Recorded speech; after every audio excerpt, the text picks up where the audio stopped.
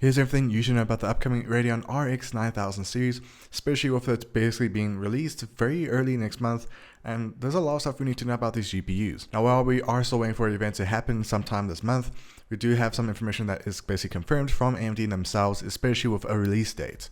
So without further ado, let's get straight to what you need to know about these upcoming GPUs. First of all, we of course have to talk about the all-new RDNA 4 architecture. Now, this will be utilizing 4nm processors, and it will be introducing optimized compute units, second generation AI accelerators, and of course third generation ray tracing accelerators. Now, this will be giving enhancements to improve your performance in gaming, AI tasks, and ray tracing applications. Not just that, but we of course will be getting the all new FSR4.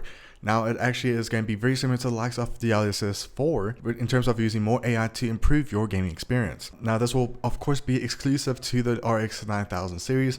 So if you are wanting to experience FSR4, you will have to go for the 9000 series to enjoy the upscaling from FSR4. Now, guys, to the performance of this card, we of course do not know much about the performance just yet, but it has been reported that these cards can be going against the likes of the RTX 5070 Ti, which is a bit of a stretch, but we of course have to see when these cards come out to see in terms of which GPU will be the best to go for. Now, still on the performance, we are mostly going to be seeing the likes of the 9070 XT, which is honestly really weird because of course we have the likes of the 9060, which will be more for budget gamers. Then of course you got the 9080 and 9090.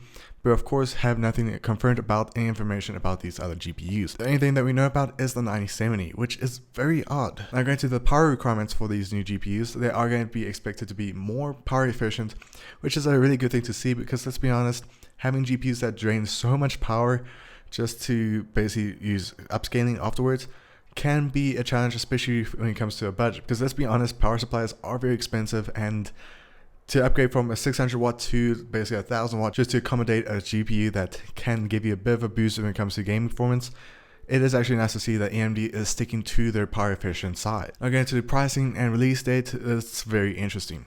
Now, first of all, when it comes to the pricing, we are expecting the 9070 to be priced around about $500, which is going to be going against, of course, the likes of the 5070. Now, I do hope it does get priced a little bit lower, or just maybe $50 off from this 5070, because then it will bring more competition, so users can decide if they should go for or spend an extra $50 to of course go to a NVIDIA GPU. Now, the release date is expected to be around about the 6th or 7th of March, which is actually very soon.